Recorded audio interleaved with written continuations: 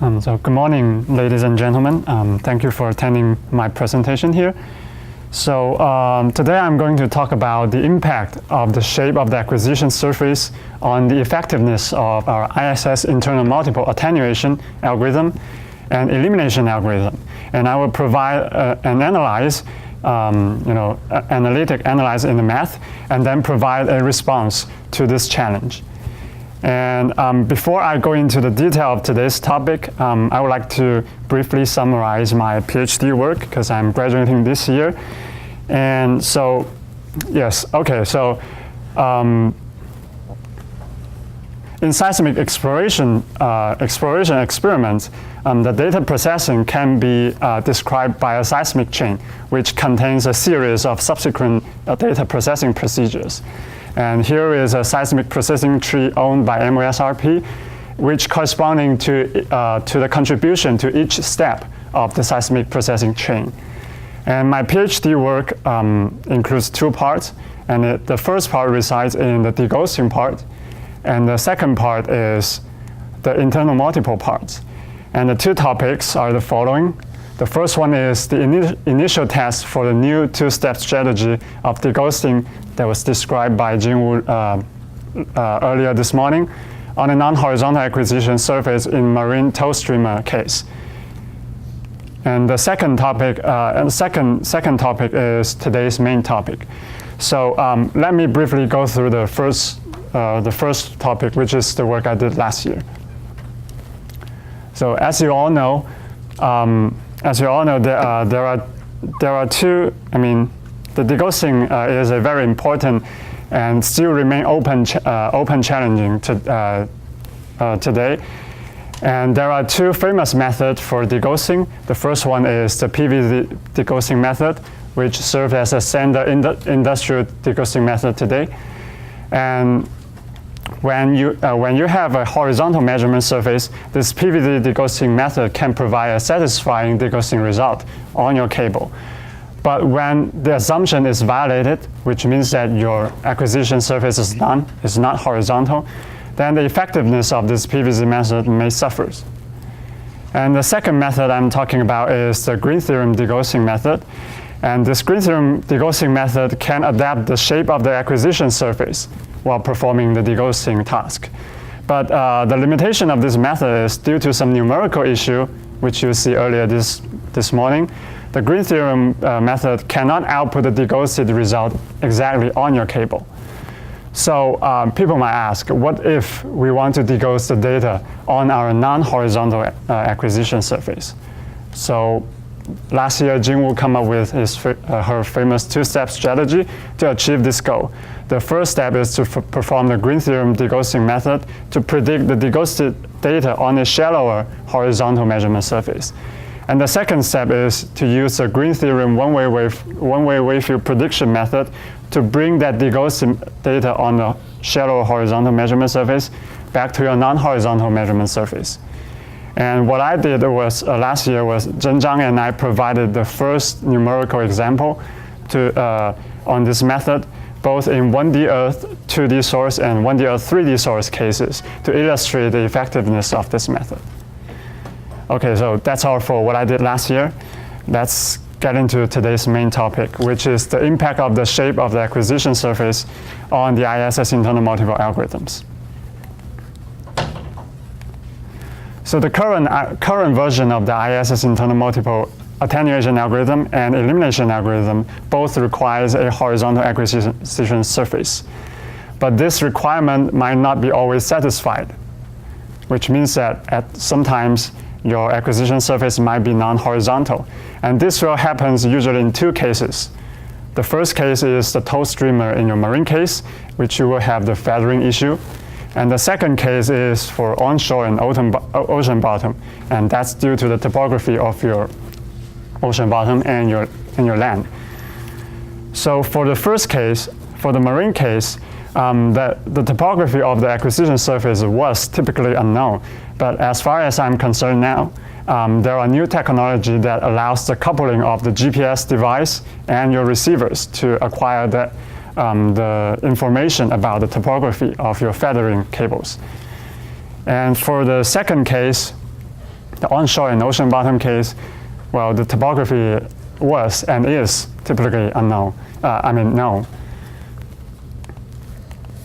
So the research I'm showing here today aims at showing what will happen if we treat those non-horizontal acquisition surface as if it is horizontal, while processing the data using ISS internal multiple attenuation algorithm and elimination algorithm.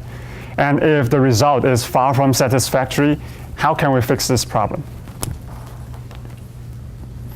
So the ISS internal multiple attenuation algorithm was first derived by Araujo, 1994, and Weglein et al. At 1997. And here is a 1D version of the attenuation algorithm, where B1 is the constant velocity, in our case, the water speed velocity stored migration of your input data, and B3 is the predicted first-order internal multiples. And this algorithm here is seeking sub-events from your input data, and it will combine 3 sub-events that satisfy a lower, higher, lower relationship, which I will explain it later to you, to construct an internal multiple. So the 3 sub-events are here, here, and here. So this is a picture showing the mechanism of the ISS internal multiple attenuation algorithm. These 3 events are the sub-events in your data. And by lower, higher, lower relationship, I'm referring to the generator of this the depth of the generator of these 3 sub-events. So you can see this is lower, this is higher, and this is lower. So these 3 primaries serve as sub-events will bring their own transmission and reflection coefficients into this algorithm when constructing the internal multiples. And these coefficients will result in 2 extra transmission coefficients for the predicted internal multiples. And this is the reason why this is an attenuation algorithm, because it gives some extra transmission coefficient in your predicted result. So this ISS internal multiple attenuation algorithm will give you the approximate amplitude and exact time of all the first order internal multiples. And this method will work very well in the multiple removal task when combining with the energy minimization adaptive subtraction criteria, when your primaries and internal multiples are isolated from each other. But when those internal multiples and primaries are interfering with each other, then the energy minimization criteria might fail. So that will lead to the suffering of effectiveness of the multiple removal task. So as a response to that challenge in which the multiples and primaries are interfering, Yang Lei and colleagues developed the ISS internal multiple elimination algorithm as a response. And here is the equation for the elimination algorithm. And this algorithm here, similar to the attenuation algorithm, it does not ask for any subsurface informations.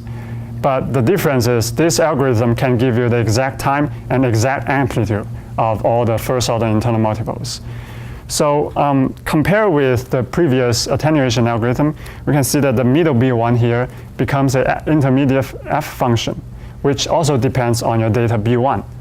And this f function here is constructed by seeking more terms in the inverse scattering series. And it will compensate that 2 extra transmission coefficients that was caused by the attenuation algorithms. So for the detail of this elimination algorithm and how this intermediate function is constructed, I refer you to the following reference. And among these references, the last item here will be presented by my colleague, Yang Lei Zhou, later in this annual meeting. So in order to achieve the goal of this research, we designed 3 experiments for comparison to show the impact. The first experiment will serve as our reference experiment, in which we take the data from a horizontal measurement surface and use those data to do the ISS internal multiple attenuation and elimination algorithm. So in this experiment, everything are behaving themselves. We are doing what we are supposed to do, and the result will serve as our reference. In the second experiment, the second experiment will be exactly the same as the first one, except that we are using the data from a non-horizontal measurement surface, and we input those data directly into the ISS internal multiple attenuation and elimination algorithm, which means that we are treating the non-horizontal acquisition surface as if it is horizontal. And we will see the impact in this second experiment. And in the third experiment, we will propose a solution to fix that impact from the second experiment. And you will see the details later. So next, let's get into the first experiment. So this is the model I used to generate the data. This is a layered acoustic. This is an acoustic layered model, and one important point here is that the ISS internal multiple attenuation algorithm is model type independent, and the current version of the elimination algorithm is derived following the PP wave traveling history. I'm using an acoustic model here to illustrate the problem, but this does not impose any restriction on the model type dependency of the ISS internal multiple algorithms. So, as I mentioned before, the ISS internal multiple algorithm requires the reference wave, the ghost, and the free surface multiple to be removed prior to the internal multiple task. So here I assume those tasks are properly done, shown by my colleague Zhen Zhang. So, and I'm also I'm considering only the first order internal multiple that is generated by the first reflector here. So there will be only 4 events in my data. The primary generated by the first reflector, the primary generated by the second reflector, the primary generated by the third reflector, and the first order internal multiple generated by the first reflector. And here, this model here is designed to be the following. The third primary generated by the third reflector will be destructively interfering with this first order internal multiples. So our task is to recover the third primary from the interference of this internal multiple. So this slide here shows the input data that generated by the model I just described. And we can see 4 events here. This one is the first primary. This one is the second primary. This one is the third primary. And sitting on top of the third primary is the first order internal multiple. And we can see that the internal multiple and the third primary are interfering at this region highlighted by the red box. So I will zoom in this part and let everybody see the detail here. And on the next slides, I will show the third primary that was generated analytically, focusing on this same area to let you see the difference and see what the internal multiple is doing to the third primary. So this is the third primary generated analytically, and we can flip back and forth to see the damage to the third primary by the internal multiple. So our task is to recover this event from our input data here. So on the next slides, I will show you the prediction of the internal multiple by our algorithms. So on the left panel is the prediction result for the attenuation algorithm prediction result. And on the right panel is the elimination algorithm prediction result for the first order internal multiple. So in order to recover the third primary, we will subtract these 2 predictions from our input data, which is these 2 following results. The left-hand side is the third primary recovered by the attenuation algorithm. And on the right panel is the third primary recovered by the elimination algorithm. And for comparison, this is the third primary generated analytically, which is supposed to be the perfect result. So we can barely see any difference on the trace plot of these 3 figures. So we can take a closer look at the result by looking at the trace comparison.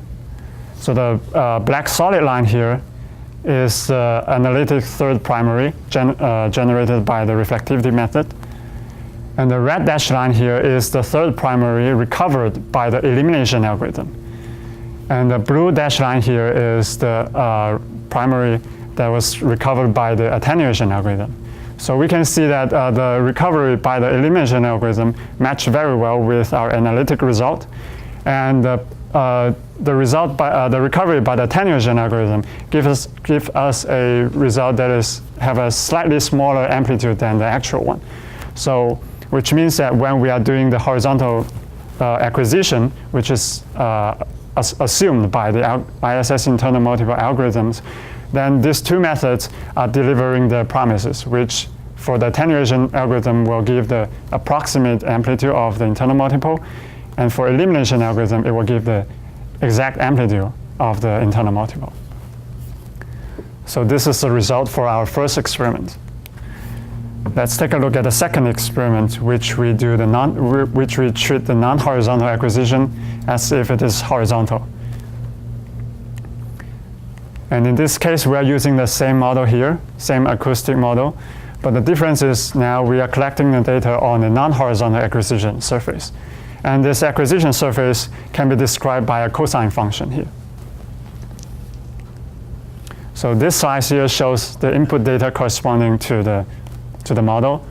And since our acquisition surface is non-horizontal, there was some undulating in our events here, which is slightly different from our first case. So this is the first primary, second primary, third primary, and sitting on top of the third primary is the internal multiple. And the internal multiple and the primaries are interfering in this area. And we will zoom in and flip back and forth to see what how the internal multiple is damaging the third primary. So we are pursuing the same goal here. We are trying to recover this third primary here from our input data. Okay, so this slide here shows a prediction result by the ISS internal multiple attenuation algorithm and elimination algorithm, in which we assume we are treating the non-horizontal acquisition surface as if it is horizontal. And we can see that the algorithm seems to think that there are several internal multiples in this area. Now, this is one event, this is another event, and this is some other events here. So just remind you what we get from the previous experiment. This is what we get from the internal multiple algorithms if we are doing it on a horizontal measurement surface, in which we are getting one single coherent event in the prediction result. But when we are treating the non-horizontal acquisition surface as if it is horizontal, we get a bunch of predicted events here. And in order to recover the third primary from the data, we will subtract this prediction result from our input data, which is shown here in this slice. The left-hand side is the recovery of the third primary by the ISS internal multiple attenuation algorithm, and on the right-hand side is the recovery by the elimination algorithm. And we can compare it to the third primary that was generated analytically.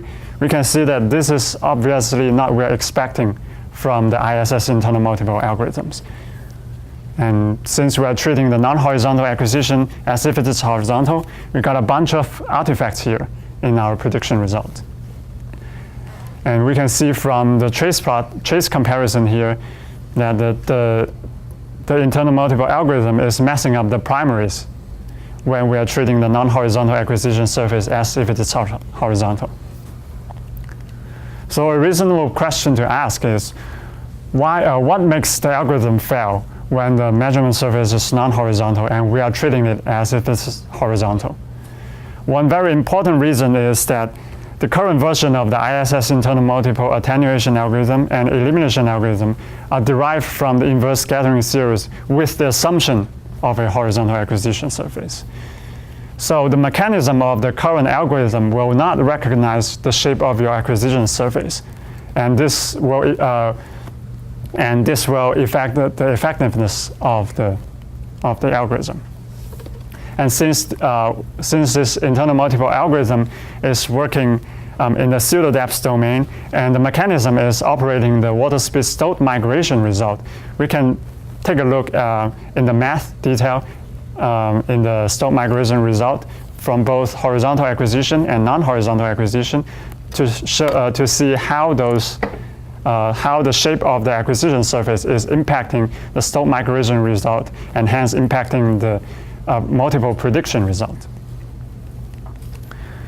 So this figure here shows the water speed stope migration result for the data coming from a horizontal measurement surface. So the first event here, pointing by the red arrow here, is a stope migration result corresponding to the first primary, which will be the migration result of the first primary. Well, since this migration is a water speed migration, and the velocity matches the velocity above the first reflector, which is water, the migration result of the first primary will give the correct image of your first reflector, which is a sharp and delta-like boundary here. And this is the migration result of the second primary. And since the water speed does not match the velocity above the second reflector, so this event here is, the migration result here is bented. Well, this is what is supposed to be the correct water speed stope migration B1 that the ISS internal multiple algorithm is asking for. So what if the acquisition surface is non-horizontal? This is the result for the water speed stope migration result from a non-horizontal acquisition surface. And we can see that these two events spread out, and it's acting like the combination of many different reflectors. Well, we can take a closer look at this issue by going through some of the math that focus on the first primary, the first event and its corresponding reflector, the first reflector. We will start from the bilinear form of the Green's function here, shown by this expression. And for convenience, we will set the ZS as 0, which means that the depth of the source is 0. And for information here, XS and ZS is the location of your source, and XG, ZG here is the location of your geophone or your receiver, and omega here is the frequency. So if we let ZS equal to 0, then this absolute value can be break out, and the ZS term can be left out. So the bilinear form of the Green's function becomes this expression here. And this expression here can be considered as a weighted superposition of different plane waves. So this is the weight, this is the plane wave, and this is the superposition. So what this means is we can decompose the energy, the wave, sending out by an energy source into many outgoing plane waves with different horizontal and vertical wave numbers. And when these different plane waves with different wave numbers are traveling, it might hit a reflector. And when it hit the reflector, a portion of that energy will bounce back with a reflection coefficient. So this expression here represents the reflected plane wave from your first reflector. And here R is the reflection coefficient, and Z1 is the depth of your first reflector. So if we sum up this reflected plane wave as we did in the Green's function, the weighted superposition, we can get the reflected data in this form. And same here, this is the weight, this is the reflected plane wave, and here is the superposition. Now separately, the definition of the B1, the water speed stope migration in frequency domain, is related to the Fourier transform of your input data. So we just got the input data from our previous slides, so we can plug in our input data into this expression, and then we let ZG equals to 0, which means that your acquisition surface is horizontal and at depth 0. We can get the following expression for the stope migration result in frequency domain. Well, just to remind you, while going through this boring math, we are going through this math to see the origin of the breakdown of the ISS internal multiple algorithms if we treat the non-horizontal acquisition surface as if it is horizontal. And we are approaching to the key points here. So by letting ZG equals to 0, we are actually putting a horizontal acquisition surface in your experiment. And this is where that horizontal acquisition requirement for ISS internal multiple algorithms comes from.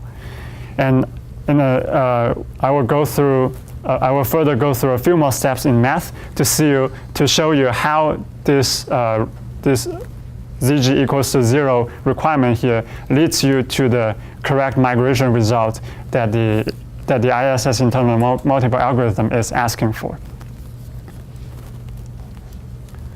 So this B1 is coming from the previous slides.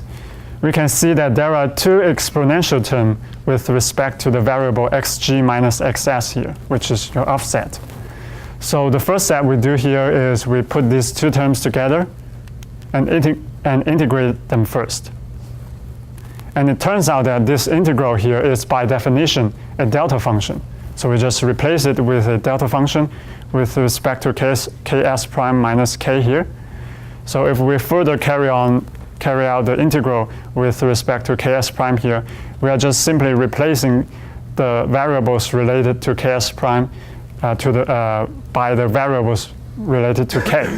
So we will get a very simple expression for b1 k omega, which is an exponential term with a coefficient of your reflection coefficient. So it's r times e to the I times 2q times z1. So r is your reflection coefficient, q is your vertical wave number, and z1 is the depth of your first reflector. So the final step is we need to get the Stokes migration in pseudo-depth domain. So the final step we do is to Fourier transform b1k omega from frequency domain to pseudo-depth domain. And again, by definition, this Fourier transform here is a delta function. So we will get a very simple and beautiful expression for b1kz, which is your reflection coefficient times a delta function of z minus z1, where z1 is the location, the depth of your first reflector. So this expression here is corresponding to this sharp event in your B1 in the Stokes migration result. Okay, so what if your acquisition is non-horizontal? Well, when your acquisition surface is non-horizontal, then ZG is no longer 0. Actually, it's not even constant. So in this case, ZG, the depth of your cable, will be a function of your offset, which means that ZG depends on xg minus xs. So this exponential term that we left out in our previous case cannot be left out anymore here. So it will enter the integral with respect to xg minus xs. So in this case, this integral here will no longer be the definition of the delta function. So we are not getting a delta function here, but instead we are getting some function j that depends on your acquisition surface, depends on the shape of your acquisition surface.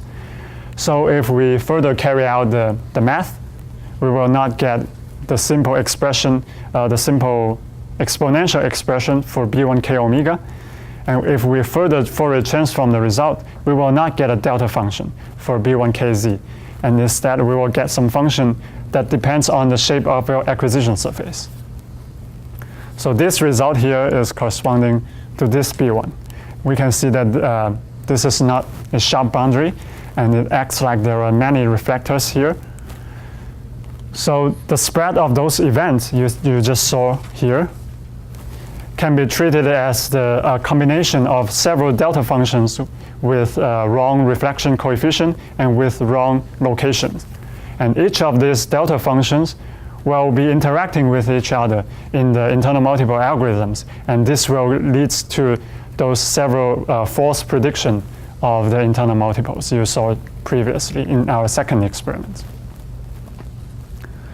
So now let's get into the third experiment where we propose the solution for this problem. In the third experiment, we are proposing to combine the green theorem wavefield prediction method with the ISS internal multiple algorithms. So we are using the green theorem wavefield prediction method to fix your acquisition surface and makes it meets the requirements of the horizontal acquisition surface for the ISS internal multiple algorithms. And next, I will spend a few slides to show you how this wavefield prediction method works. So this cartoon here shows a general setting of seismic experiment in marine case, and in this case, we are using a non-horizontal acquisition surface. So the first step of our proposed method is to predict the data from this non-horizontal acquisition surface to a shallower horizontal measurement surface. And since the reference wave, the ghost, and the free surface multiple are removed, the data only contains the primaries and the internal multiples, which are outgoing waves at this level. So we can use the green theorem wavefield prediction method with the choice of a causal Green's function to achieve this the goal of this first step, to upward continuate the data from your non-horizontal acquisition surface to a predicted shallower horizontal measurement surface. And the second step is to use the ISS internal multiple algorithms, both attenuation and elimination algorithms, to achieve to get the demultiple data on this predicted shallower horizontal measurement surface. And the final step is, after you get the demultiple data on this horizontal measurement surface, we again use the green theorem wavefield prediction method, but with the choice of an anti-causal Green's function to downward continue the demultiple data from this horizontal measurement surface back to a non-horizontal measurement surface. So by going through these steps, you can get the demultiple data on your actual non-horizontal acquisition surface. So next, I'm going to show you the numerical result of this experiment step by step to see the effectiveness of this green theorem wavefield prediction method and combining with the ISS internal multiple algorithms. So I'm using the same model here. And the first step is to predict the data from the non-horizontal measurement surface to a horizontal measurement surface. Okay, so on this slide, the left panel here shows the input data from the non-horizontal measurement surface, and the right panel here shows the predicted data on the shallower horizontal measurement surface. And this is the first primary, the second primary, the third primary, and the internal multiple. And still, I'm focusing on these interfering areas. Okay, so this slide here shows the internal multiple prediction result on the shallower horizontal measurement surface by the ISS internal multiple attenuation algorithm on the left and the elimination algorithm on the right. So the next step is we subtract this multiple prediction result from the predicted data on the predicted horizontal measurement surface. So this is the recovered third primary on the predicted horizontal measurement surface. And for comparison, this is the third primary generated analytically on that predicted horizontal measurement surface. And you can see the effectiveness of the ISS internal multiple algorithms. And here is a trace comparison. Well, similarly, the black solid line here is the actual primary that was generated analytically. And the red dashed line here is the primary recovered by the ISS internal multiple elimination algorithm. And the blue dashed line here is the primary recovered by the attenuation algorithm. And we can see that on that predicted horizontal measurement surface, this ISS internal multiple algorithms are delivering their promises. And the final step is we will downward continue the result from previous slides back to your non-horizontal acquisition surface. So here's the result. The left panel here is the result from the attenuation algorithm, and the right panel here is the result from the elimination algorithms. And here is the third primary generated analytically on the non-horizontal measurement surface. And we can see that, well, by going through all these steps, the internal multiple algorithms are doing a pretty good job on eliminating the multiples on your non-horizontal measurement surface. And just to remind you, this is what we get from our previous experiment when we are treating the non-horizontal acquisition surface as if it is horizontal. So that's a big difference. This is what we are expecting from the algorithm, from the ISS internal multiple algorithm, and this is obviously not what we are expecting from the algorithms.